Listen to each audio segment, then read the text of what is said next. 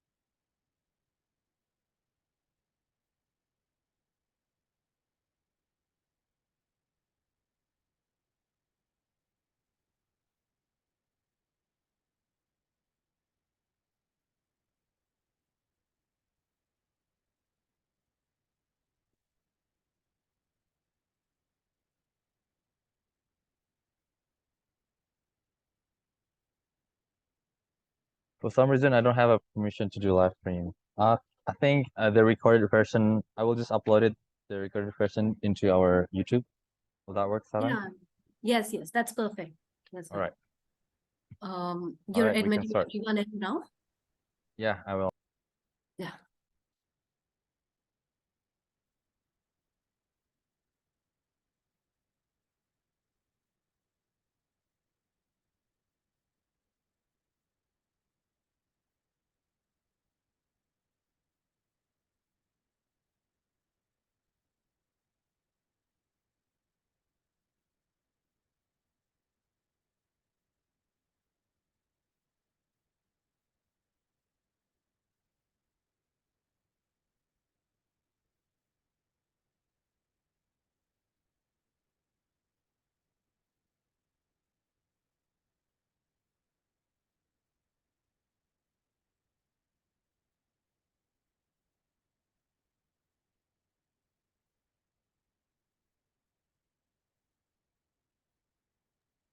Yeah, I think we should just start.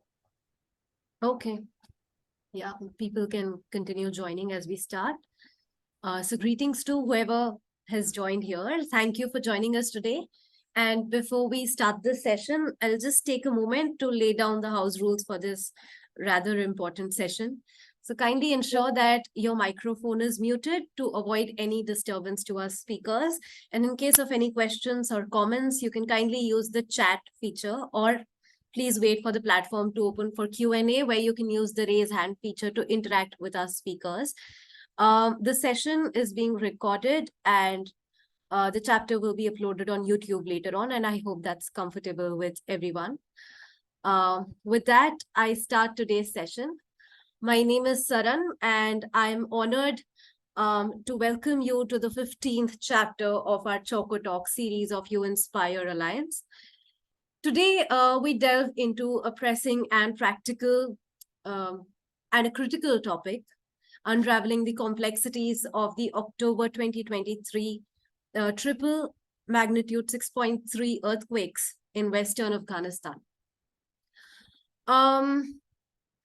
While we gather here today with great anticipation for this insightful talk, it's essential to sort of acknowledge that our world is currently facing immense challenges.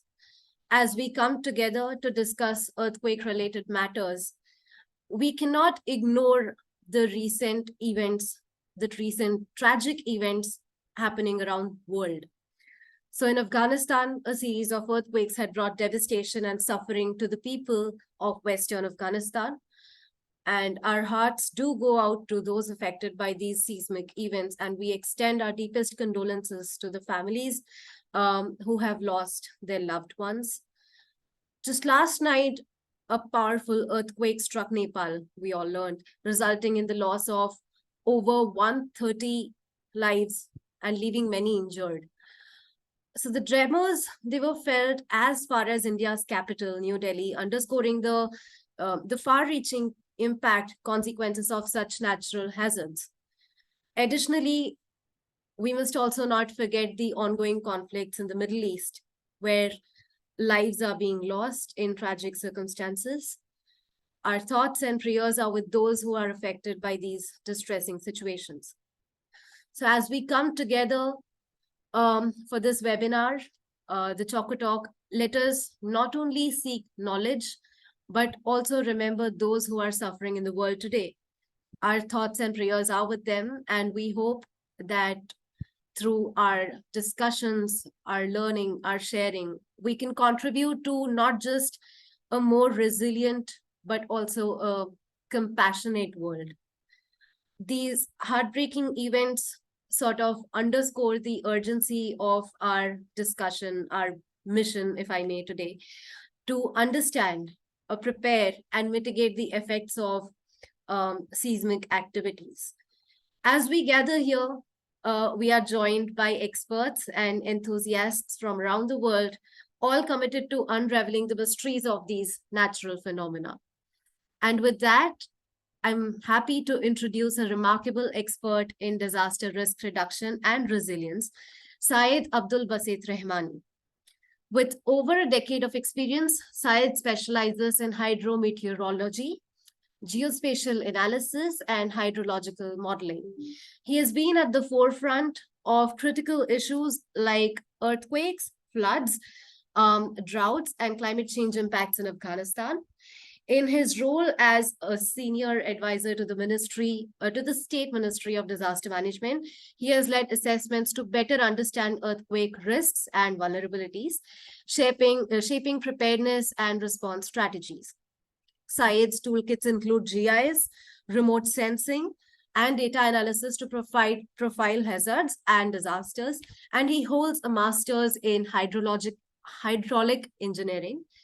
Notably, he serves as the co-lead of UN-Spire Alliance Afghanistan chapter, focusing on developing early warning systems, risk models, and resilient infrastructure to safeguard Afghan communities from the impacts of natural hazards, disasters, especially earthquakes. Welcome, Syed. The platform is now yours. Thank you so much, Ms. Prakash, and all esteemed colleagues on Inspire Alliance all over the world. My warm greetings to all of you, all guests, and all participants of this very friendly chocolate talks. And this is my pleasure to hear and to speak about the catastrophe which was struck in Afghanistan and in Western specifically, and people are dealing with the tragic and very worst times. So I will start, I will share the screen first of all to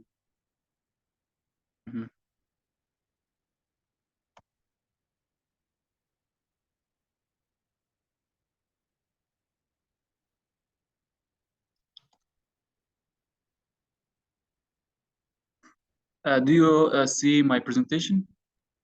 Yes. Yeah, that's nice. Thanks from all colleagues. Afghanistan is a country that is, we know when Afghanistan is coming, the war, the complex situation, the disasters, the very bad phase are coming to our mind. So we had unfortunately triple very strong earthquake in western Afghanistan, and they were unfortunately, it caused a lot of deaths and injuries and a lot of economic loss, and people unfortunately they are dealing up to now 30 days after this disaster, dealing with or they are in an emergency situation. So we are trying to, at the first, the situation of Afghanistan in terms of disaster management, natural disaster specifically. Then we will go about the earthquake in Afghanistan, then about the lesson learned, problem, challenges that Afghanistan that are faced currently. Afghanistan is a country that is faced with a different natural disaster, but the deadliest disaster are earthquake, and after that landslide. Every year we have many earthquake in different part of Afghanistan, and the landslide caused due to the earthquake, and sometimes we have landslide in north, in eastern, and center part of Afghanistan, and weather-related disaster also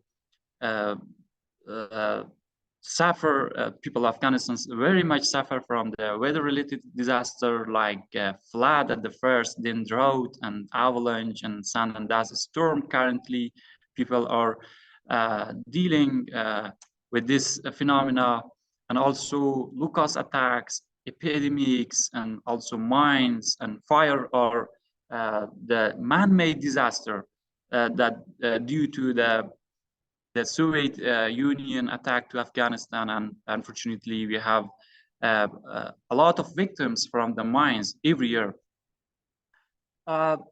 So Afghanistan is, Afghanistan has a different, has a diversity topography, or has a variety of topography and weather, climate. Every part of Afghanistan, it has own climate, and the kind of tectonic activity. So in each part of Afghanistan, we have different disaster. For example, in Western Afghanistan, we have more flood, we have more earthquake in different season. In Eastern Afghanistan, in Central Afghanistan, we have more earthquake. We will go in deep in earthquake on the end of this presentation. If we look, Afghanistan rank in a world risk report, unfortunately, due to the high vulnerability of Afghanistan, it's above of the normal. This situation is not good, and due to this situation, Afghanistan is located in a 98th rank of the world, and also, as you know, the susceptibility of Afghanistan to the natural disaster is very high. The lack of coping capacity, lack of adaptive capacity, and they are gathering together and make Afghanistan a very vulnerable countries in the world. And if we refer to the World Risk Index report, we can see Afghanistan as a country which is among 10 countries with the highest vulnerability. After the African countries, the vulnerability of Afghanistan is more than 65. And it shows that the society structures, infrastructures, and all properties that are sitting in Afghanistan are very vulnerable to natural disaster. Then consequence of natural disaster in Afghanistan, at the first, human impact is very high. We can see the human impact, the casualties and injuries in Afghanistan, as we saw the high number of casualties and injuries in western of Afghanistan 20 days ago, that there were more than 1,000 people are fatalities of this catastrophe, and injuries was were more than 10,000, and infrastructure also damaged. It's not only to the western Afghanistan. Flood also take a lot of lives. Flash flood, riverine floods, and also earthquakes, landslide. As I told before, the basic need is scarcity. When disaster struck in Afghanistan, we are facing basic need scarcity. People cannot find the the fundamental their needs. And after that, water scarcity, if we refer to the world reports in terms of water, we can see Afghanistan is the one of the famous country, or one of the country which is suffering from the high risk of water scarcity. And disaster is making more Afghanistan make more dangerous place, make more a place that people to deal with a very bad situation. And also when a disaster struck Afghanistan, when disaster occur in a different part of Afghanistan, livelihood and agriculture of Afghanistan, people of Afghanistan are devastated, or and you know, it will be very hard to the people to recovery their agriculture lands, their agriculture asset to back to normal situation. And also another insecurity and crimes, it is another dimension of the consequence of natural disaster in Afghanistan. Economic impact, economic impact is also, this is, I think this is general consequence in all the world or face this situation. And also increasing internally displaced person. We have a lot of IDPs in Afghanistan. People are facing to leave their location, their they were for 1,000 years, and they have to leave this location because of water scarcity, because of disaster and other situation. And during these years, due to a lot of drought, we had a lot of IDPs in Afghanistan. And also transportation disruption. This is another situation that is people of Afghanistan are face blockage in transportation roads and potential traffic restriction further. And this people are not access to essential services, and this makes some issues and challenges to aid delivery. So if we see the date from the natural disaster all over the world, for example, in 2005, Afghanistan, I highlighted here in the left map, Afghanistan among the Asian countries is one of the countries which has a high total date in 2005, and also in 2017, in 2014, and 2019. This is the example of Afghanistan is the victim of climate change, victim of high vulnerability, victim of lack of great governance or modern governance in disaster management.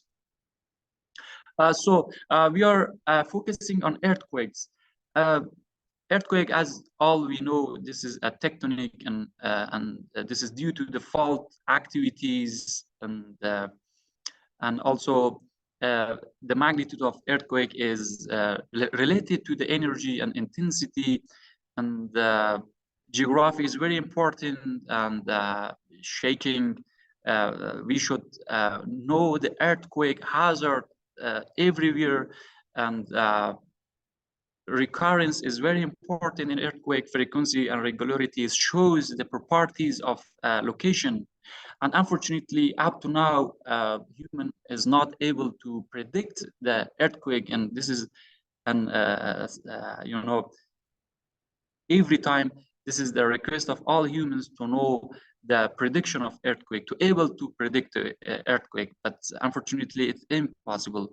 And so what should we do? We should mitigate and the earthquake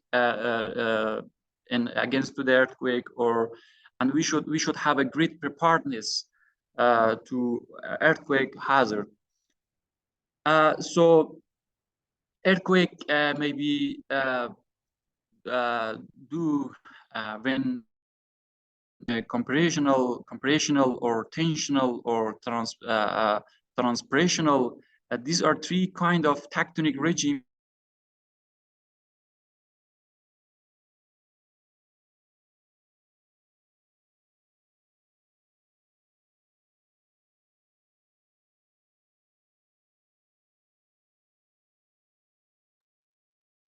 I think there has been some network issue at his end.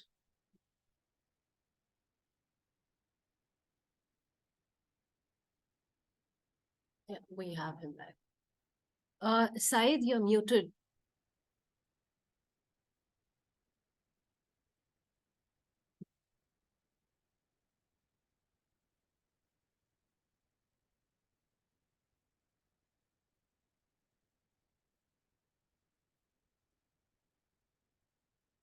Okay, do you hearing me now? Yes, yes. And also my presentation is okay. That's okay. We will go and we will go about the Afghanistan situation due to the earthquake. Afghanistan is a technically complex zone, and Said, sorry for we will- interrupting. If you're sharing your screen already, we cannot see your slides. yes, I will. Thank you. Please continue.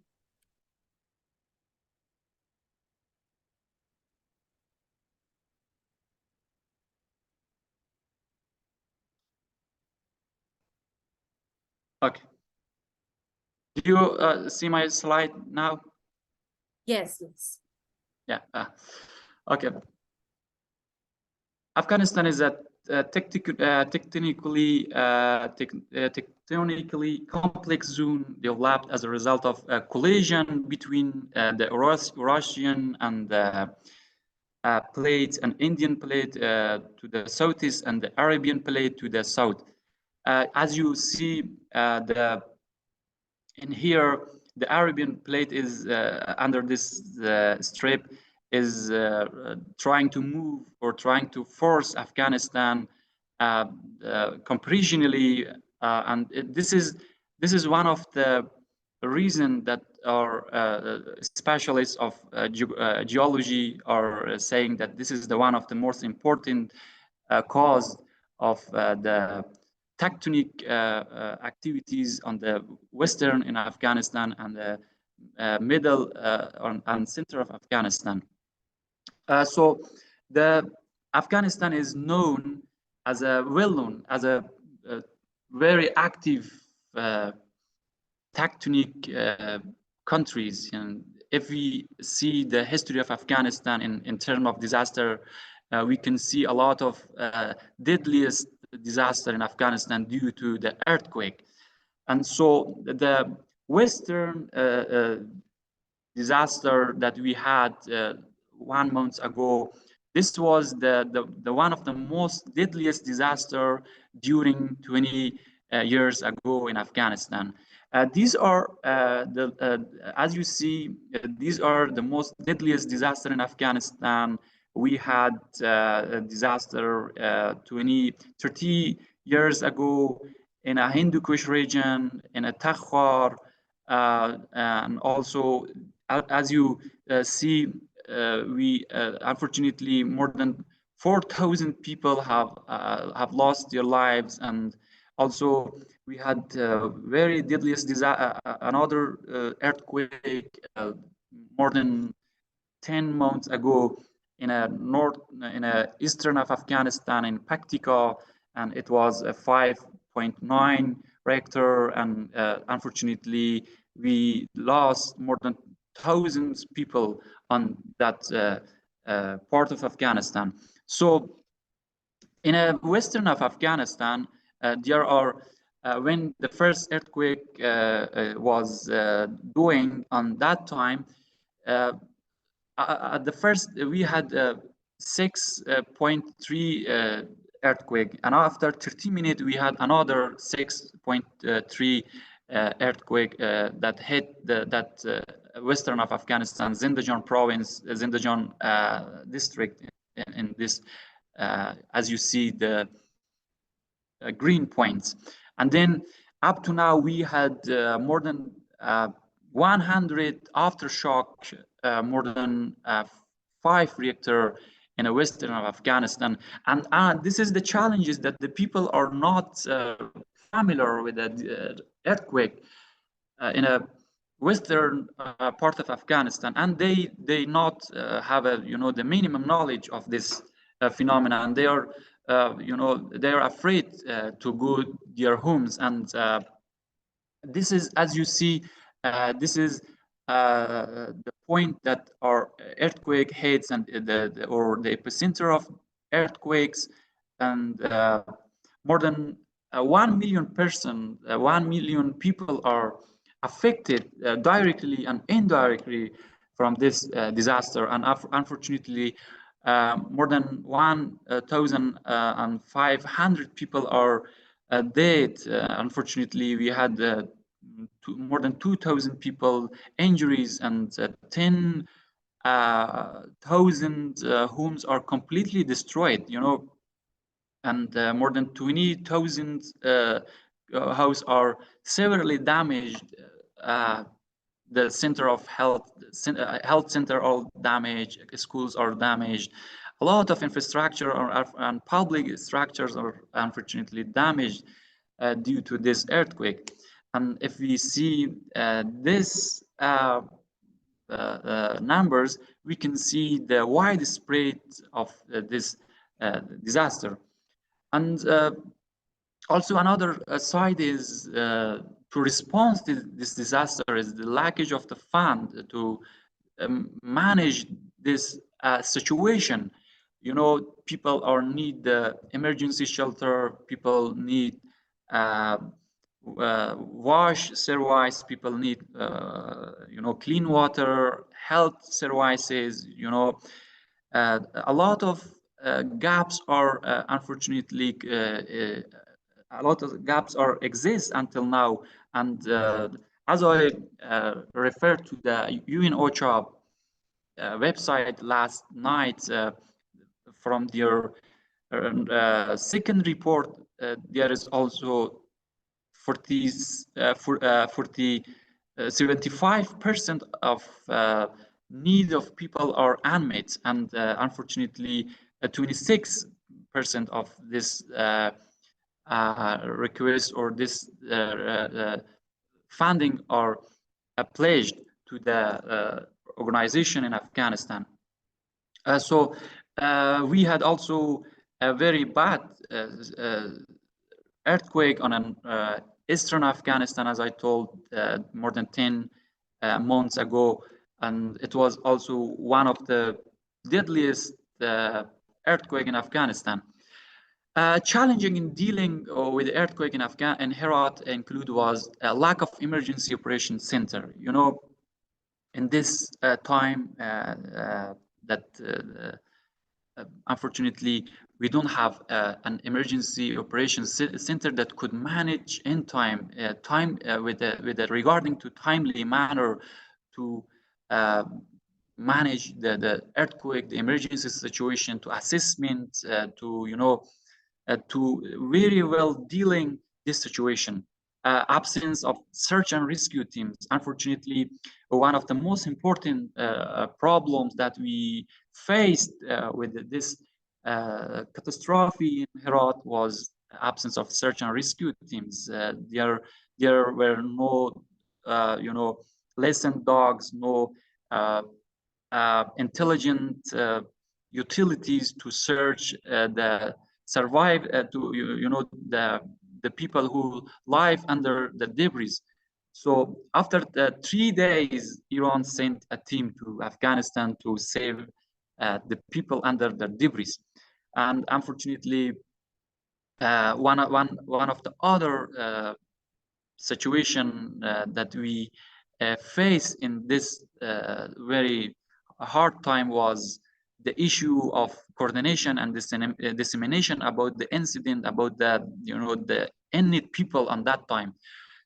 Initial assessment was different organization were doing on that place, very scattered, and there were no you know, or organization or you know, leader unit to manage this organization, or to gathering all data in a one hub to better management of this situation. And also coordination challenges, damage, and after that, you know, we understand that the people don't know about the earthquake. People do not have minimum preparedness to earthquake. All custom structure, all custom homes were unfortunately destroyed with this check very completely. And also interference different organization in a response. You know, as you see in the picture, the local people are trying to search and rescue regarding to the code of or standards of search and rescue. This is not okay. This is not fine to allow different people or local people to search and rescue. And there was no way. There was no way, because Afghanistan don't have these teams. And why do earthquake in Afghanistan result in significant casualties in economic losses? You know, why this? The first thing is poverty. More than 90% of countries of Afghanistan population is under, you know, under high risk of food security, and they not afford to dedicate or to invest on their security due to the natural hazard.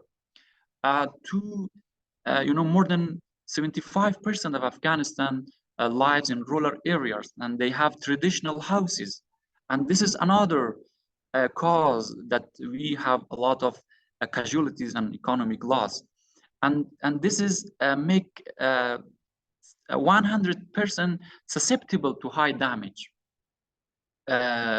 Either earthquakes, more than 5 reactor could able to high casualties, high economic loss to the people of Afghanistan.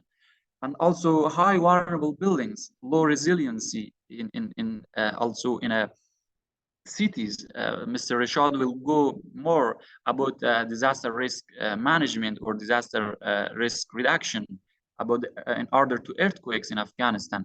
Lack of advanced and required urban planning. You know, when we see the urban planning in Afghanistan, they are created or they are designed without consider the seismic hazard or seismic you know, phenomena. So also absence of earthquake mitigation approach. When we see the curriculum Afghanistan in order to the education, in order to higher education, school, everywhere we couldn't see a curriculum or you know, education staff to prepare the people to such kind of disaster. And the lack of people knowledge. You know, the people are not knowing about the earthquake, other natural disaster. So what should we do? At the first, the government, you know, the de facto authorities which are in Afghanistan, they should establish in modern governance in disaster risk reduction, disaster risk management. This is the most important. They should revise this prescription. They should revise this structure, current structure, to the new structure. And we should establishing a disaster management research center, specifically in earthquake. And you know, unfortunately, another lackage that we are faced is the lack of the seismograph network in Afghanistan. We don't have a physically adequate number of seismograph to record the all you know, the all index or all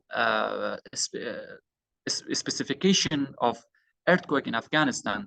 And also the necessity of establishing an emergency center is very visible to all of us. in such circumstances, in such issues or environment, we should establish an emergency epicenter that could manage on time the catastrophe, disaster very well. A creation of search and rescue teams, we can say regular conduction of prepared drills. Drill is very important.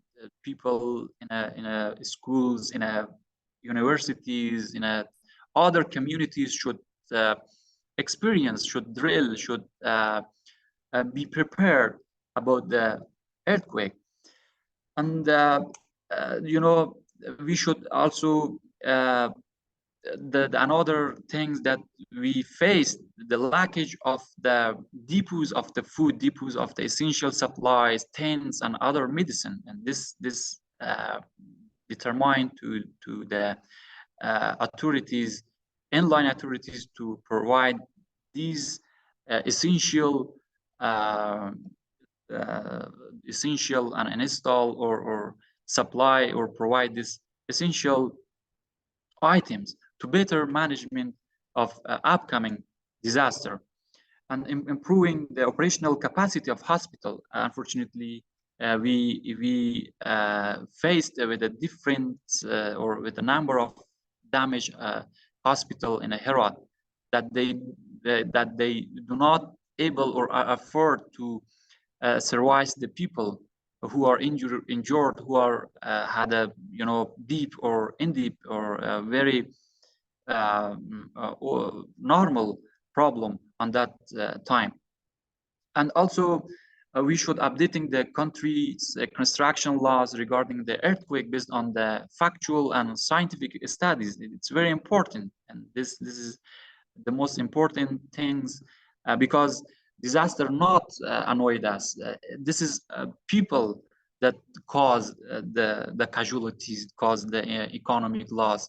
If we create, if we construct high resiliency homes, high resiliency structure, we will not face to this kind of catastrophe or the country. So implementing strict supervision of the construction earthquake resistant building is very important. To this strategy is to be implement all in all by the all authorities in Afghanistan. We need also requirement of fortify the building against the earthquake across all region, and also the buildings which are not resistant to the earthquake, and also using estimated human casualties static as a basic as a basis for planning disaster. We should do something in preparedness and emergency system. These are the most important things that the authorities, the United Nations and international organizations which are working in Afghanistan should do to better management of natural disaster. Thank you so much. If there is any question and answer, open floor for questions. Thank you. Thank you, Mr. Said. That was wonderful. And yes, we do have a lot of questions, and probably we'll take them during the Q&A round after our second speaker is also done. Thank you once again for providing us with valuable insights into the multifaceted complexities of earthquakes in Afghanistan particularly. Your expertise and dedication to DRR are invaluable in helping us understand the challenges posed by earthquakes in Afghanistan. Thank you for sharing your knowledge with us today. I now introduce our next speaker, Mr. Ahmad Reshad Aziz, a distinguished professional with a master's degree in civil engineering, specializing in transportation. With over a decade of extensive experience, he has carved a niche in the design and construction of earthquake-resistant buildings, DRR, and mitigation.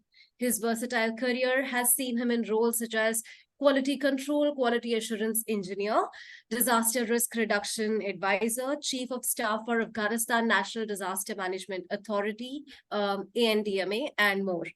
Notably, during his tenure at ANDMA, he played a pivotal role in managing and reporting data related to DRR to the United Nations Office for Disaster Risk Reduction through the Sendai Framework Monitor platform. We are honored to have Mr. Ahmed Reshad Aziz with us, a true professional dedicated to make our world more resilient and safe. Over to you, Ahmed. Thank you, Dr. Saran, for having me and giving me this opportunity to share our experience that we experienced while working in the field of disaster risk reduction. And let me offer my respect and also my condolences to all victims of disasters that occur around the world, especially in Afghanistan and recently in Nepal. Our prayers and thoughts are with them, and we hope the situation will get better soon all over the world, especially in these two countries that recently experienced this deadliest earthquake. Let me, if you allow me, I would like to share my presentation, and I will go ahead through that presentation and share the experience. Yeah, are you able to? Hanif, does he have the rights? I think so. Yes, you can. Can you give it a try?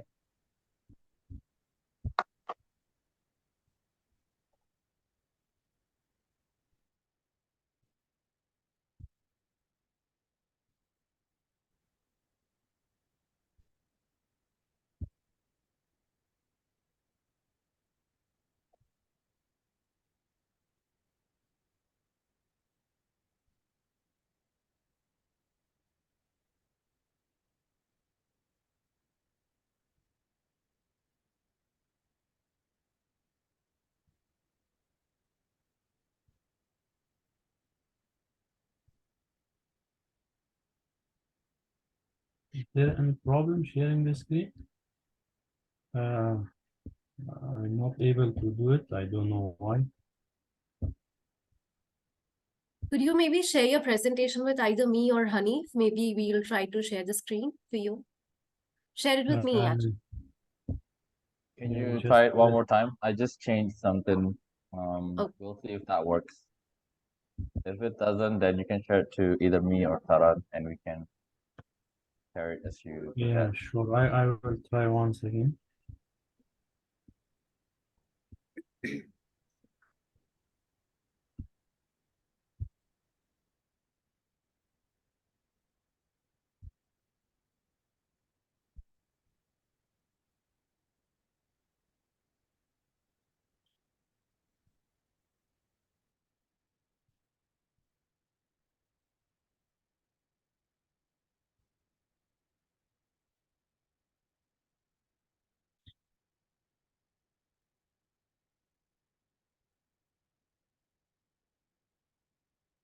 Unfortunately, I'm not able to do it.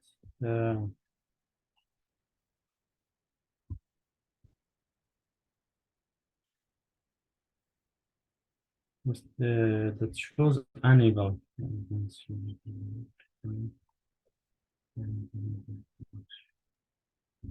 Can you send your slides to me? Yes, I sure. try to share. Yeah.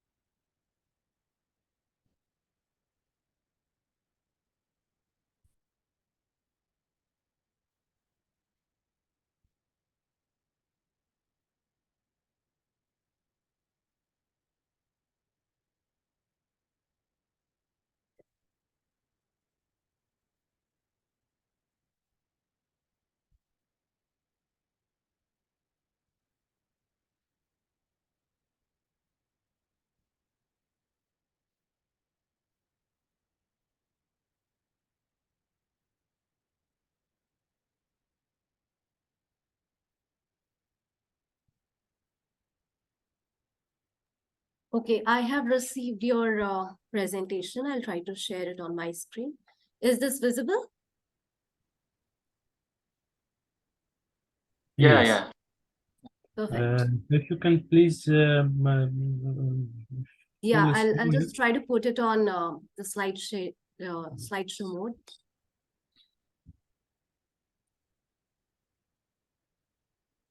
Yeah.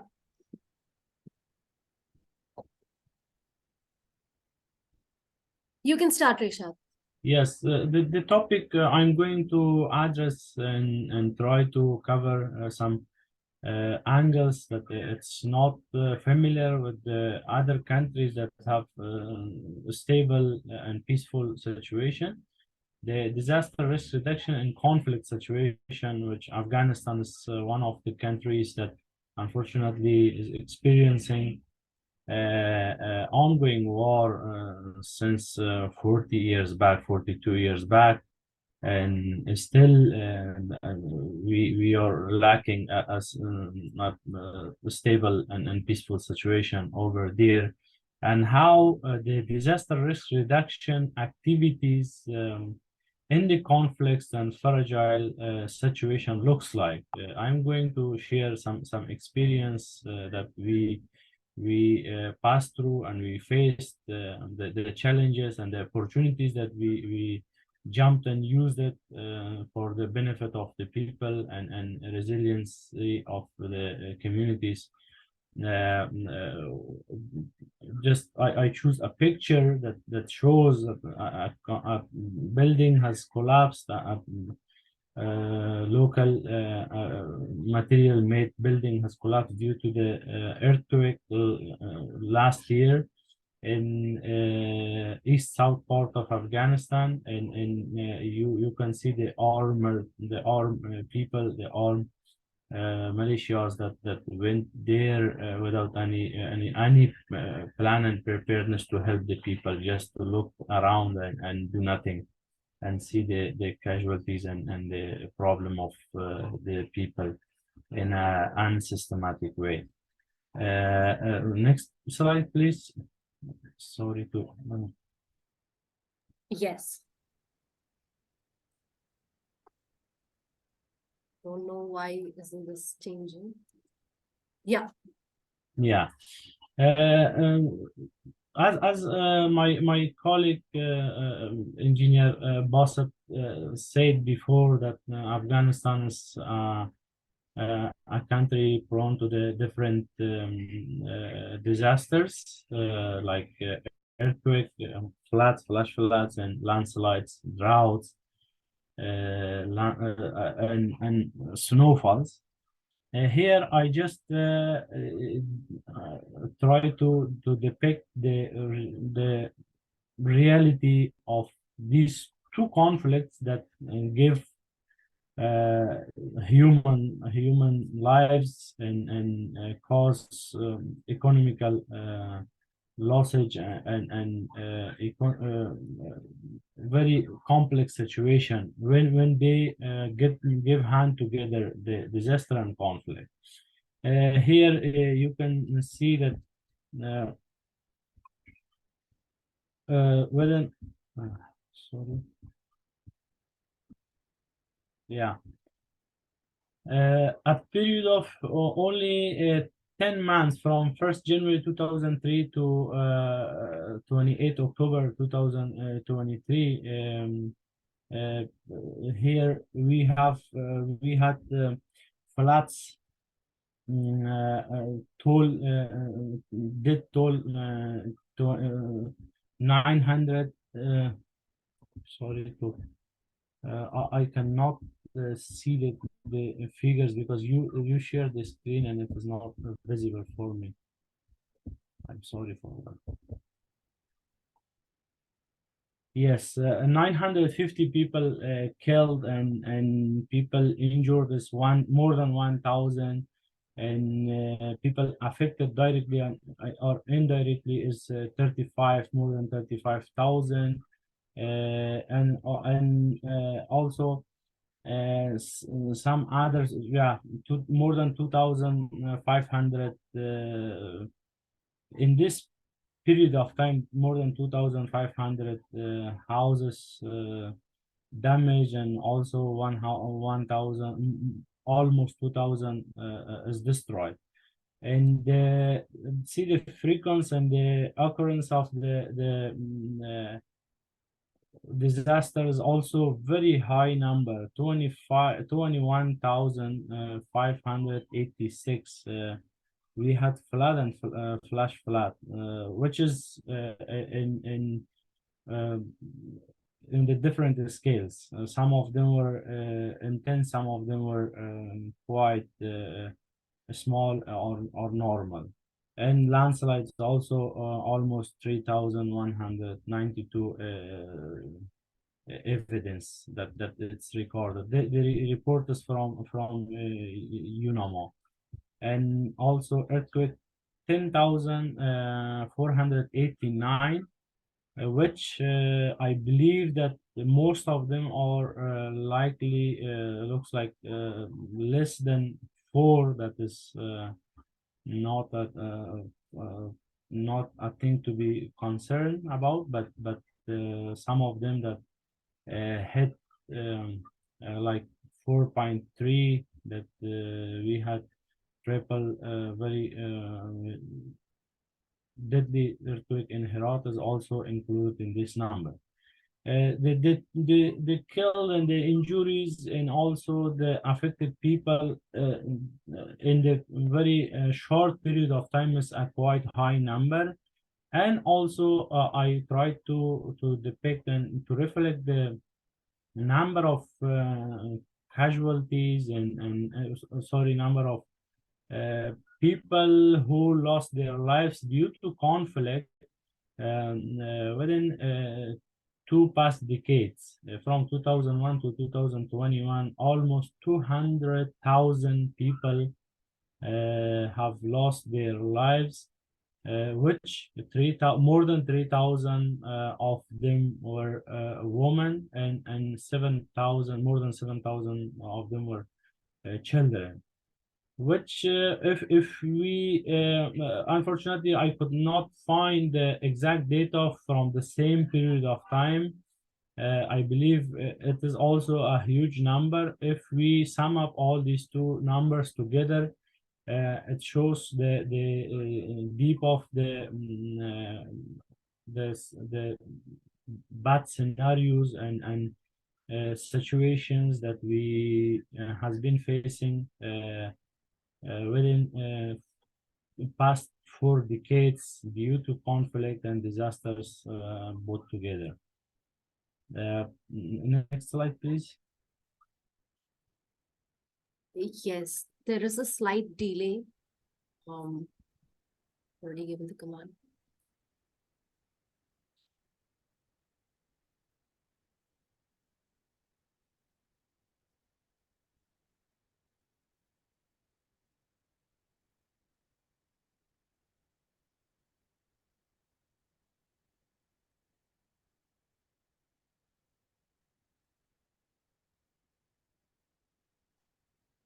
One moment, I'll just try to share it again.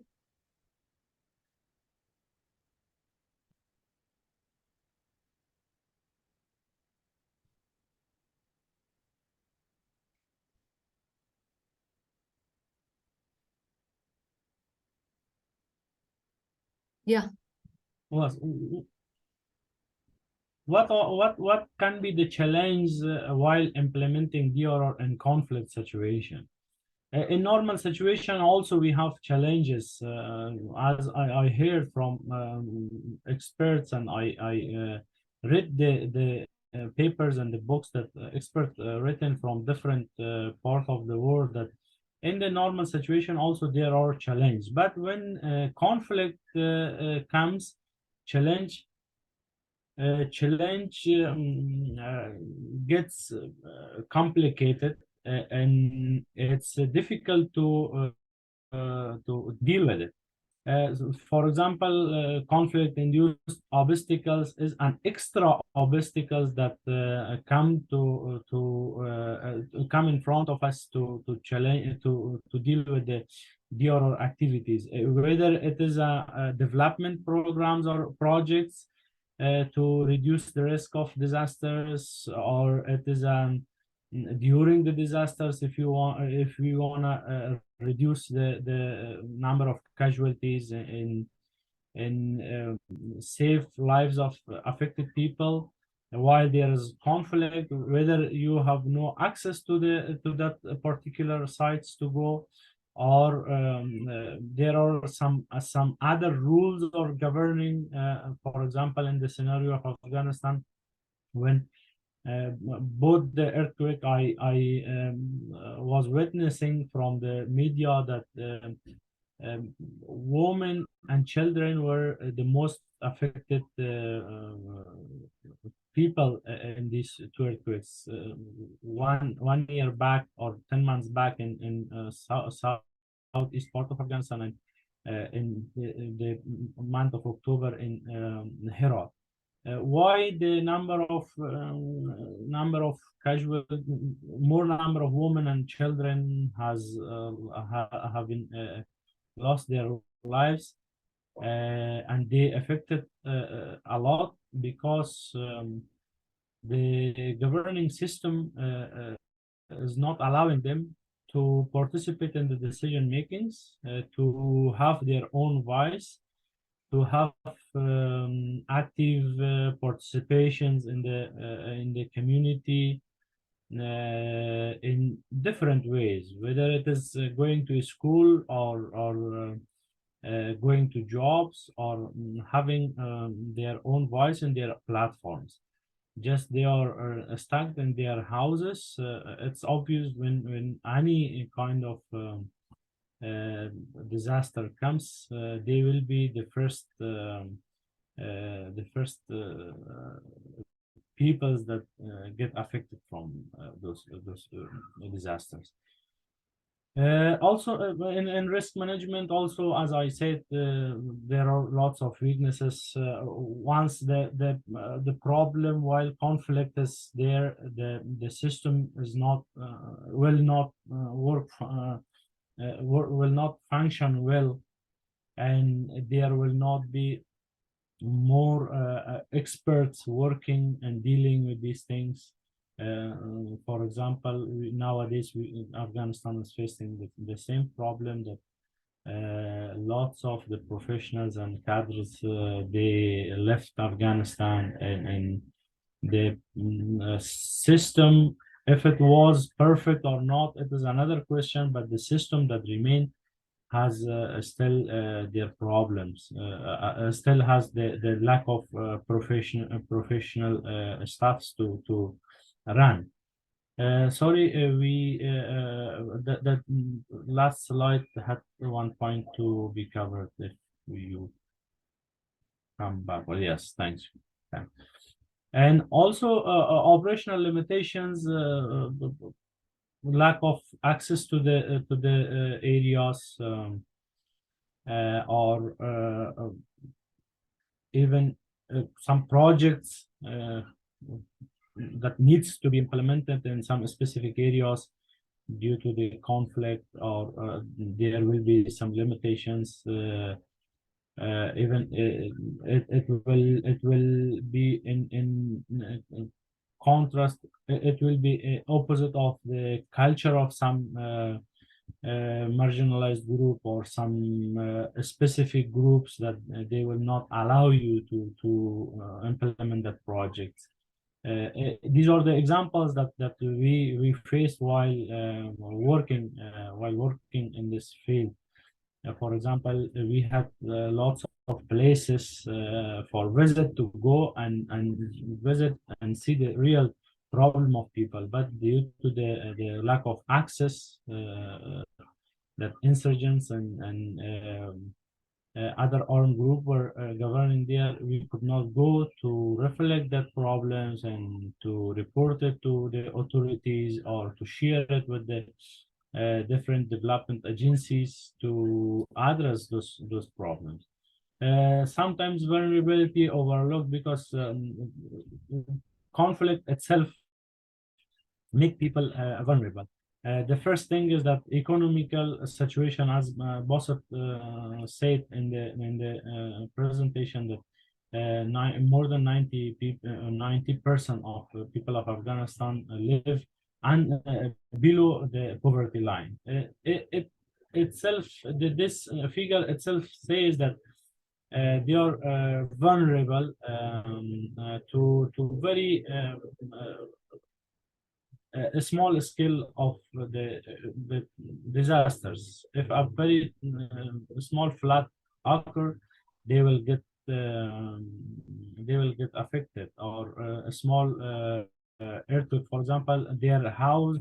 I saw one question from Dr. Rahma that in Indonesia, local houses are sustaining well in comparison with the brick masonry constructions.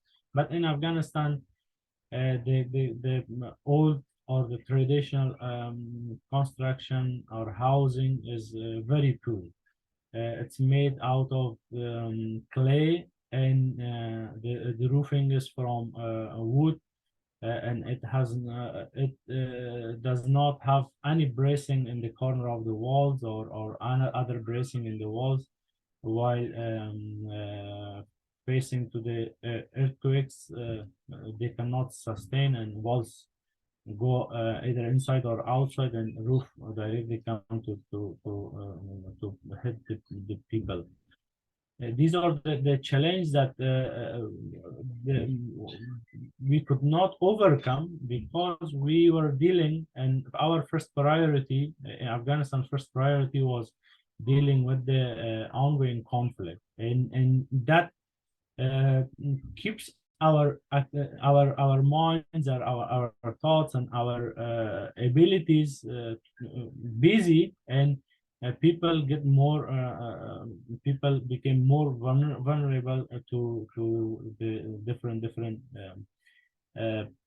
disasters. Next slide, please. Resilience and adaptive strategies in conflict affected Afghanistan.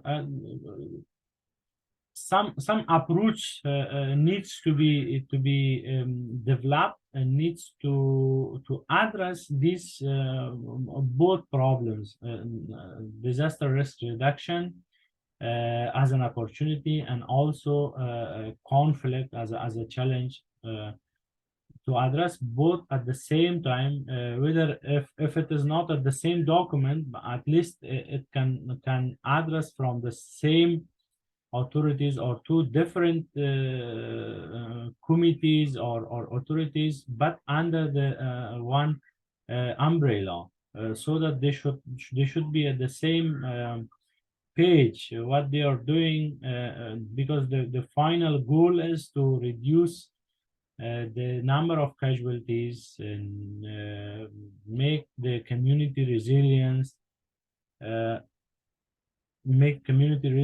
and resilient toward the such kind of disasters. For example, Sendai framework for DRR is a very comprehensive document, but the organization that following up the implementation of Sendai framework, which is UNDRR, the authority of the UNDRR themselves said that unfortunately the conflict issues did not reflect, because all countries in the world do not have their conflicts. They have good situations, peaceful situations, and stable situations. But the statistic shows that more than 40 countries in the world are dealing with the conflict. And now this country, at least if not these problems not being able to reflect in the international agendas like Sendai or SDG or other international documents, but this country or the UNDRR can encourage it's a suggestion that they can encourage these countries to have their own sub platforms to deal with the specific problem that they are facing. For sure, their problem will have in individual their own specifications and characteristics, but still the DRR and conflict collide on those countries. They need to be reflected in their strategies. Their strategies should address this challenge.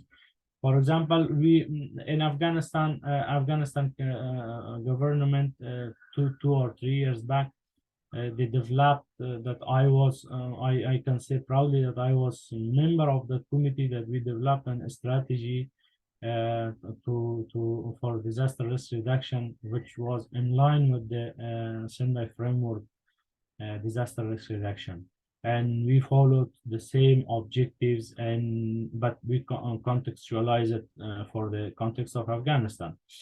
It was a good document, and I'm sure still it is being used, but the government, the leadership of Afghanistan, which took over the control, they are disconnected with the such organizations like UNDRR and other developing partners, but still that document is there. If they use it, it will help situation get better, but still the component of conflict is not reflected, and it is a gap if we work in DRR a lot, but if we don't consider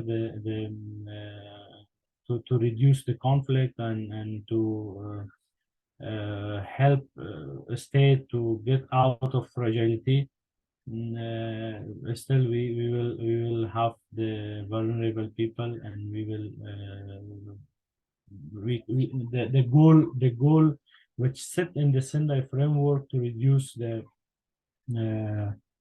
loss and damage, it will not be achievable if in such country like Afghanistan, if we not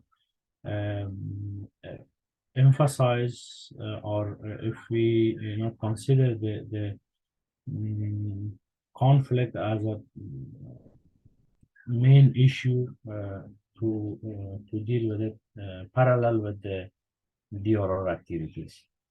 And local resilience initiatives. This diagram shows an initiatives that in Badakhshan, Shkoshin, there were a conflict from long before, but the people, with the help of local government people, made a committee because their income, they had no income, only they were herders and water users to use that green lands for their animals. They set the committee and in the context of climate change and also political and social instability and civil war, insurgency and migration that they were facing, the challenge that they were facing, they made the committee and keep that green areas, utilize it in a balance, and did not allow the insurgents to interfere on those areas, do not allow them. Even the local government could not interfere to because if they interfere, the insurgents also could attack on those areas. But they made a kind of socio-ecological system to maintain that source for their livelihoods and still it is working. As I read the report, it's working. And next slide, please.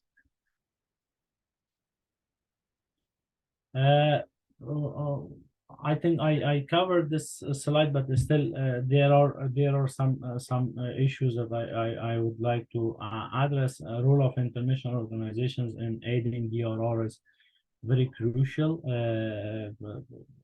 While we were working in the sector, was lots of gap in the objectives that the targets that we determined for the Afghanistan and the national level to achieve, but the amount of budget that we needed was very less, and we appealed, and we could not achieve some of the targets that were planned to be achieved on those years because of that gap in the donations and funding. And I think it's a rule for the international organizations. If we believe for the term that leave no one behind, I think Afghanistan could be a country in need of help to go ahead and overcome these challenges. Collaborative programs supporting conflict affected DRR is also some programs really affect well, really help well. Like we have the National Solidarity Program that we engage the Afghan. We when I say we, the term we, I mean the government of Afghanistan. Help the community to make their own shuras and overcome the challenge they planned for themselves for better livelihood of themselves, and just government fund them through World Bank and other funding agencies. They had their own projects, they were busy, they were happy, and on those areas that project had been implemented, the conflict was the incidents and were very low, and conflict were almost near to zero.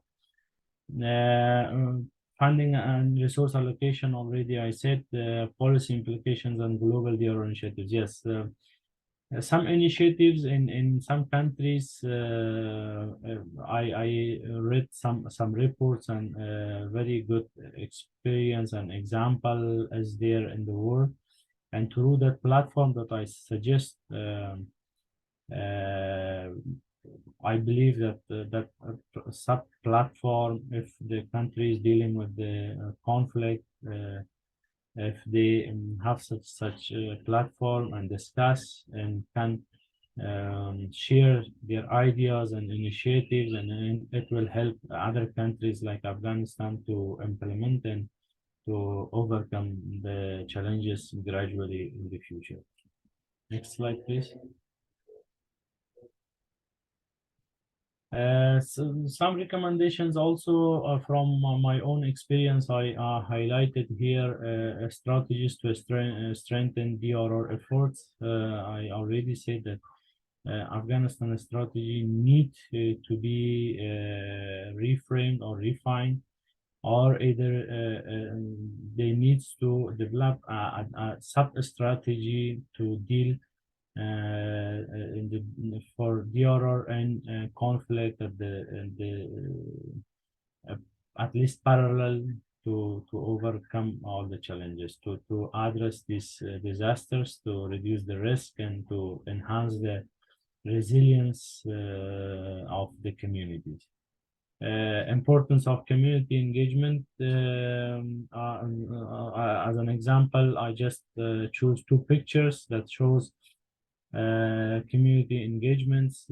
As I experienced, while community feel the projects, their own projects, that project will be successful, and the effect will be very tangible, and it worth to give the project and lead give it to the community to work, especially in inclusion of women.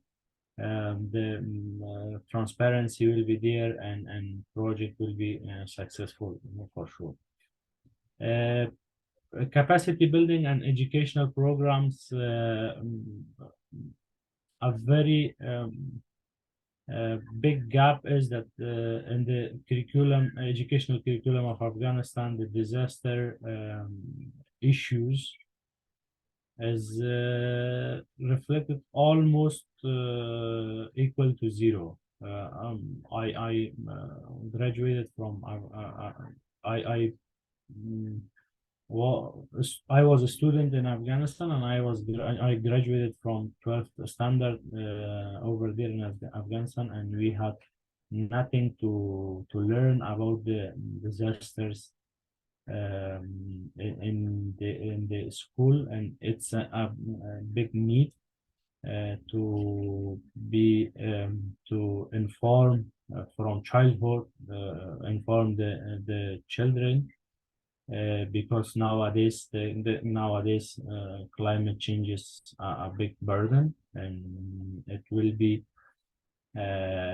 it's a new normal for the countries to deal with it, and childrens and youths need to be prepared before they are getting old, and be prepared and be normal with these situations, and also be prepared to deal with it. Policy reform and governance improvement. Governance improvements, I cannot recommend it as a big challenge in Afghanistan. Very different scenario, and there is a militia that govern the system, and still they are not recognized by the world, and they are they are working in an isolated manner, and but it needs to be improved, it needs to be recognized, it needs to be bring reforms, and if they want to save their people and nation, still it's not late to get very major actions toward a sustainable community and safe nation. Next slide, please.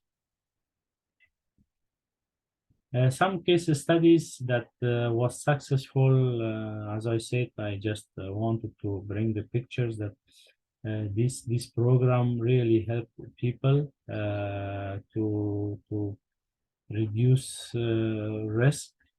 For example, here flood protection wall is constructing under the National Solidarity Program, that these people are from the community themselves. They work against, I think, against food, and at the same time they protect their houses from the flood, and improve their resiliencies. These were some projects that have good effects, and also here is recycle of the building a canal for the green areas, and also for the communities to have good water and for their agriculture lands, that will help community to enhance their resiliency. Some from these pictures and these projects we can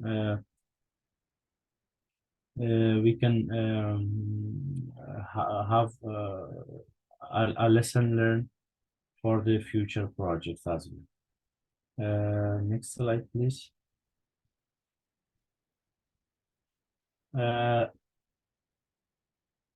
Yeah, just I think I covered all the topics that I was trying to cover. The main thing is that immediate action, the theory about the topic of conflict and DRR is a lot discussed a lot theoretically, but still it needs to be taken in action, and it's, I think, a good time, because nowadays the conflict is getting uh, affecting more countries than before. And if we think right now, we will save life of lots of people in the future. And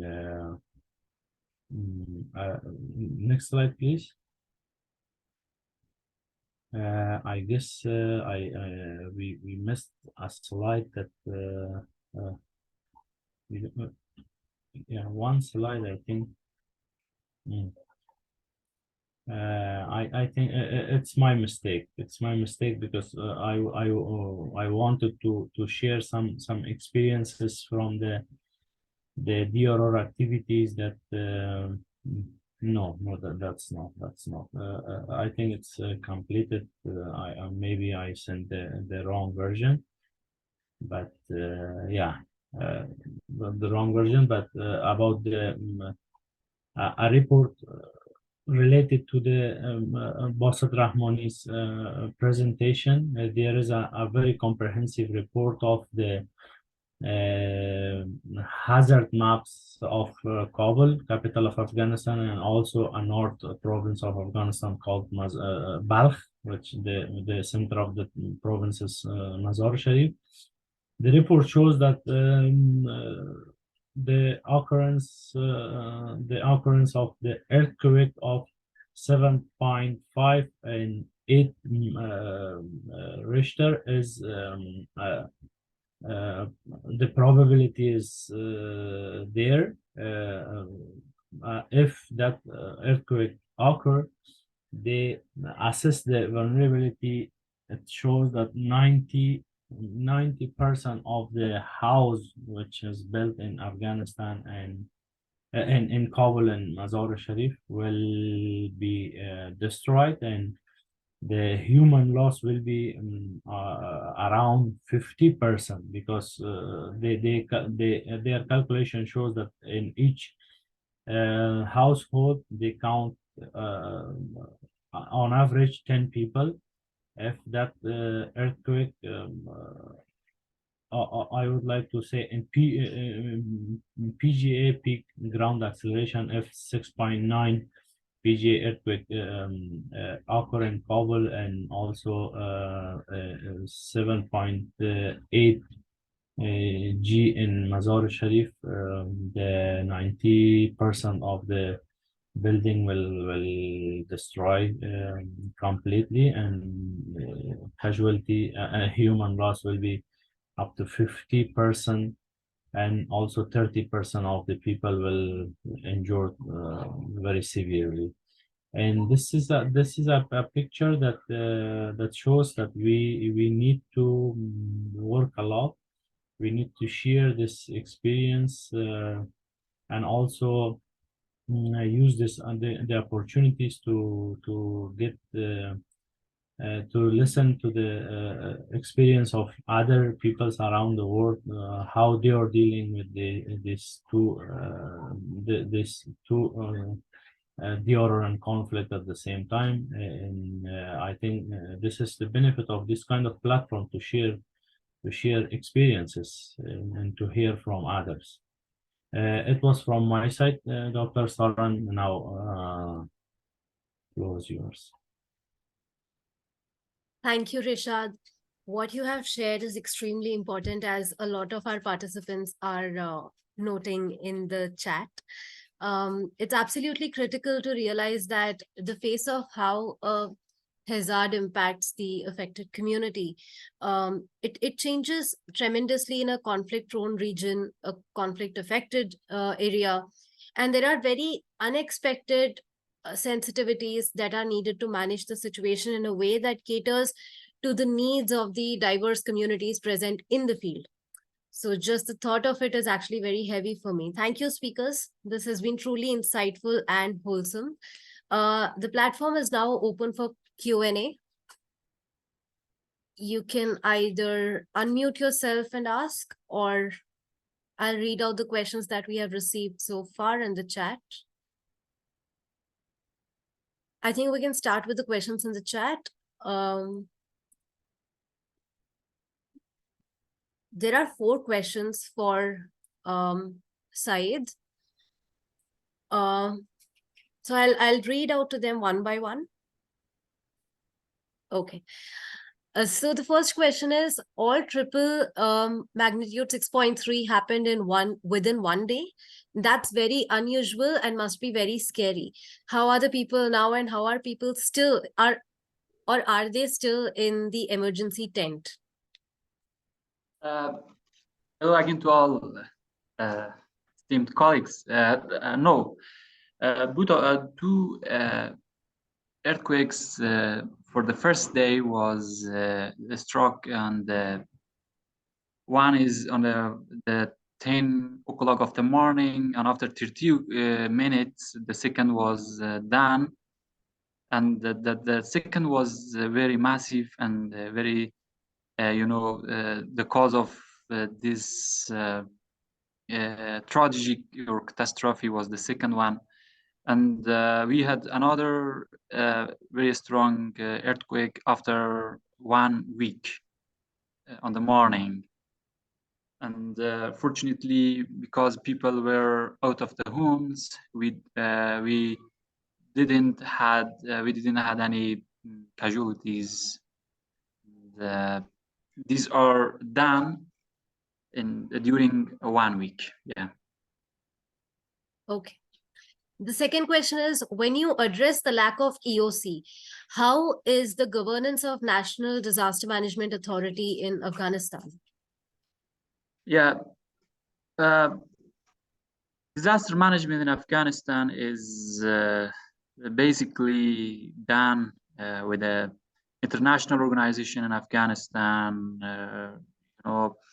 the organization which are in line of the disaster, in line of humanitarian. They are doing this task, but disaster management authorities under the umbrella of the government structure, they don't have an adequate structure response to to address or to assess the disaster, the natural hazard.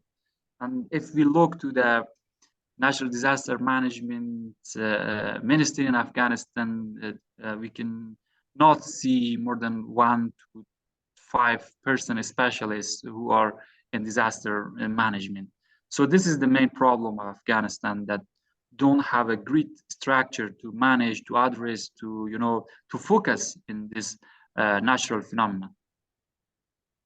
Right. So does Afghanistan have a national earthquake source and hazard map? And how many active faults are there in Afghanistan? And how well is the knowledge of recent faults in Herat? Yeah. Of course, Afghanistan have a national earthquake source and hazard map regarding to earthquake, seismology. There are a lot of source, foreign countries, friends of Afghanistan within 20 years ago. They closely worked with a institution, with a university in Afghanistan, with the ministry, and we fortunately have maps, and these, as I showed in my presentation, these maps shows the fault, the active fault of Afghanistan. Also, there are different valuable research in terms of active fault and presumed active fault in Afghanistan.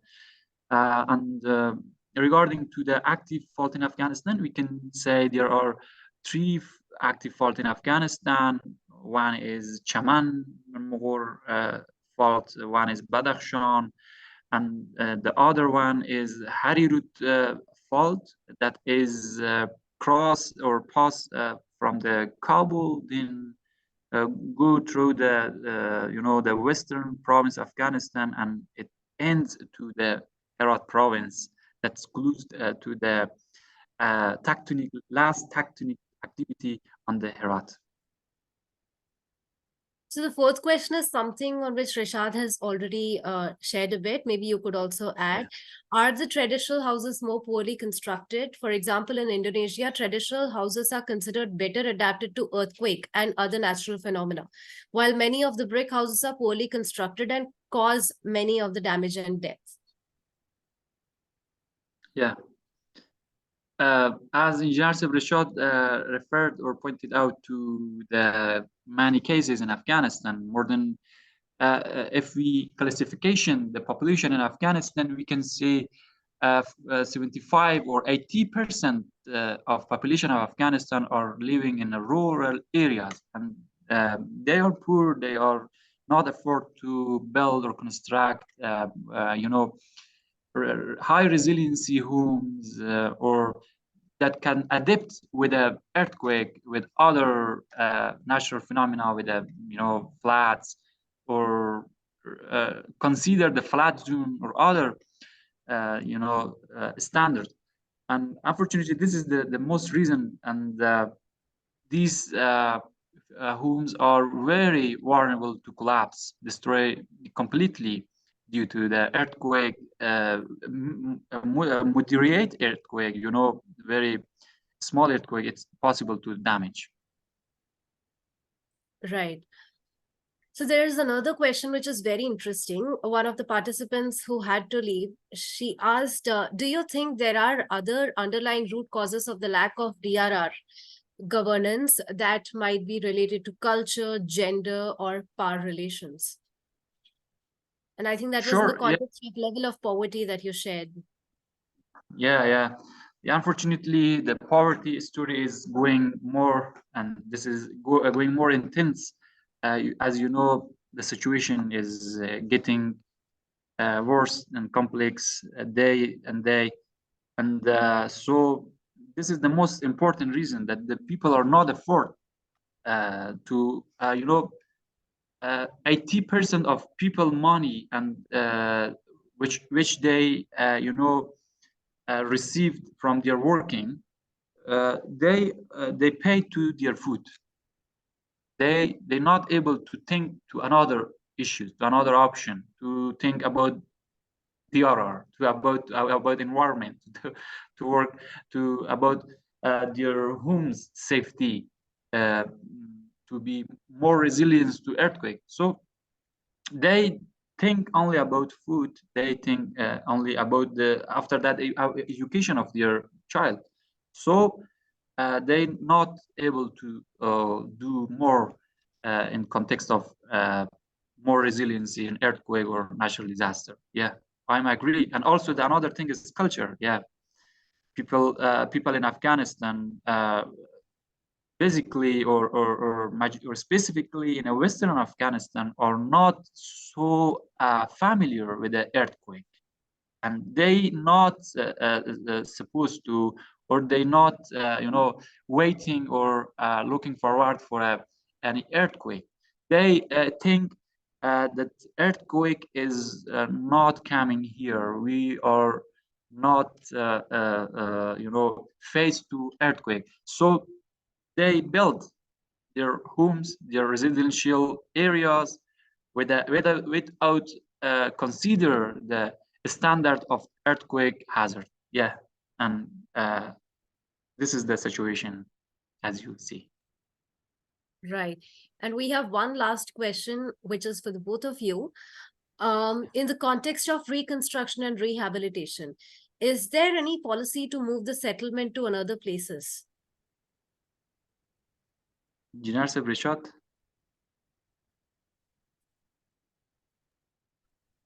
I think in the documents, it's well written that if there is a place that we can relocate them and it is economically feasible, it will be possible to resettle them. But In the situation of Beirut, as I know from the past experience and also from the document that we had in place in the organizations, the scenario of replacement or relocation of the people will not be feasible, and they will try to some developing organizations try to reconstruct their buildings, but in a different ways to be sustainable against this same kind of earthquakes, as we experienced in the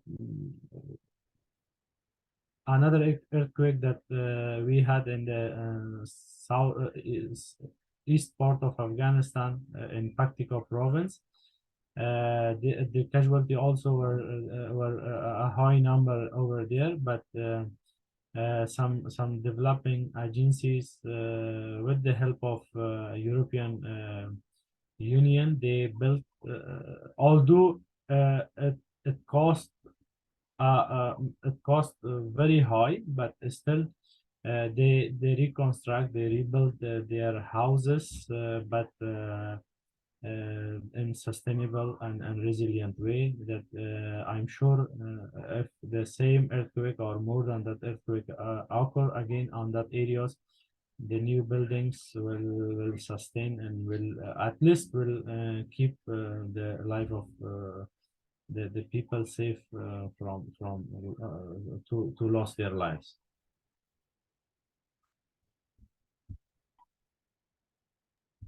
Right. Thank you, speakers, for addressing those questions. Do we have any more questions from our attendees? I think there are no more questions. Thank you once again. And may I now request Hanif to please do the key takeaways?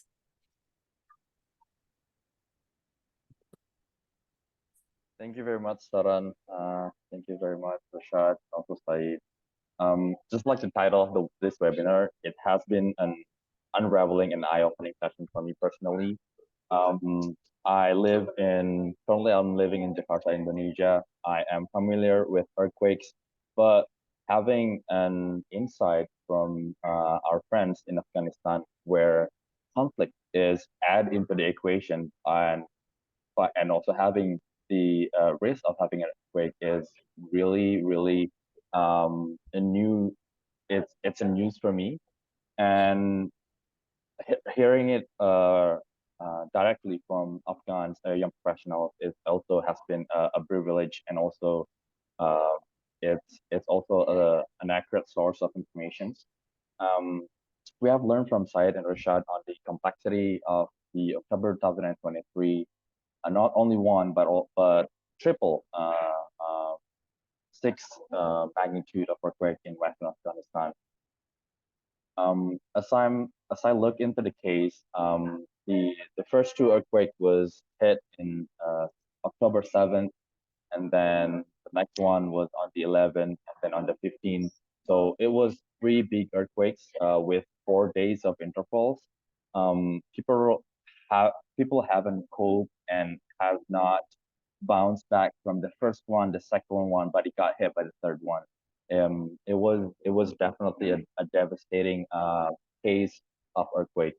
And as we learned that Afghanistan is situated within the board and also a complex zone of collision between the Arabian plate, Indian plate, and also Eurasian plate. Said also touched on the active fault, the Harirud or Herat fault in the western areas, and most of the earthquake was happened in the eastern areas. That's why people in the western areas are not familiar with earthquake. They did not expect that earthquake that big would hit their areas. We sure have mapped the risks. Usually we have a risk map. We make the red, yellow, and green zonation of the earthquake risk, but sometimes we just could not guess where and when the earthquake would hit. And also the conflict-induced obstacles. this is it was also mentioned during in the chat. I also saw that Dr. Rahman mentioned the casualty due to conflict itself was 200,000 within 20 years, meaning 1,000 per year. That's a lot from the conflict itself. And then there's also an issue on the weakness in risk management in Afghanistan, and also the operational limitation. We usually have operational limitation during after during in an emergency response. We have not access to those areas affected by an earthquake or like by a disaster, but not only by a disaster, we also have to consider the conflicted areas in Afghanistan, and also the vulnerability overlooked. It was mentioned that the poverty in Afghanistan, so it has like more than 90% of the country population, and then even the traditional houses is did not sustain because it was made out of clay and also wood roof. And the innovative measure to navigate this conflict-driven obstacles is very much needed in Afghanistan. The international collaboration. I think one of our contribution is like listening to our friends in Afghanistan. We don't know where this could lead to, but it could start like an international collaboration by starting with an understanding of what happened in Afghanistan last month. Was it too loud from my side, Saran? Was it? Do I have too many background noises? No. Okay. It's okay. It's all right. All right. Also, we miss being in Indonesia. At you least we will. can You guys are coming in December. We'll see if we can send both of you two. So far we got a seat for Syed, and we'll see we can get a second seat for Rashad. And also way forward in DRR in the conflict affected areas such as Afghanistan is we sure have to address the challenges and also not only propose a strategic considering the disaster, but also the conflict itself and also the cultural aspect of it. And there's an urgency as well in the policy reform and the collaborative effort. We would like to I think last but not least for me is deep condolences for our friends in Afghanistan and also recently in Nepal for the recent earthquake. I hope like opening up a conversation like this would bridge an understanding among youth, young professionals, people who are working in disaster risk reduction, but also have an concern in conflict. And I hope we can share this conversation in a broader audience. Hopefully, the recorded version of this will also be available on YouTube. And I think thank you very much for the speakers and also for Sarah for hosting this session. Giving it back to you, Sarah. Thank you, Hanif. Thank you so much. I think that is almost the end of this session where we have, I think we have embarked on a journey of unraveling, as Hanif had rightly pointed out, and awareness, delving deeply into the complexities of earthquakes, especially in Afghanistan. So we are deeply grateful to Mr. Syed and Mr. Reshad for sharing their bits from their wealth of knowledge and expertise, providing us with invaluable insights into the seismic challenges that your region faces. And as we conclude this enlightening session, I think it's also important to remember that understanding these complexities is but just the first step towards resilience.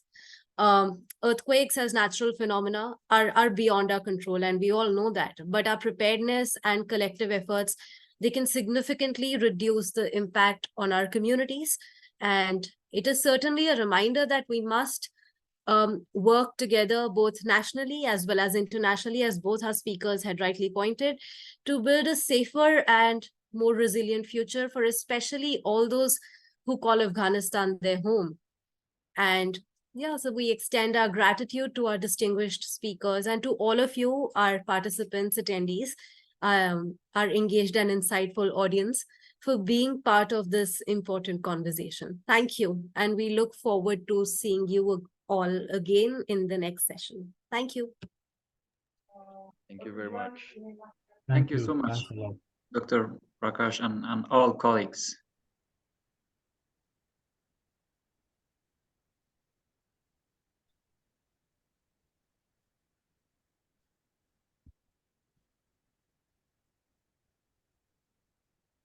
Bye-bye.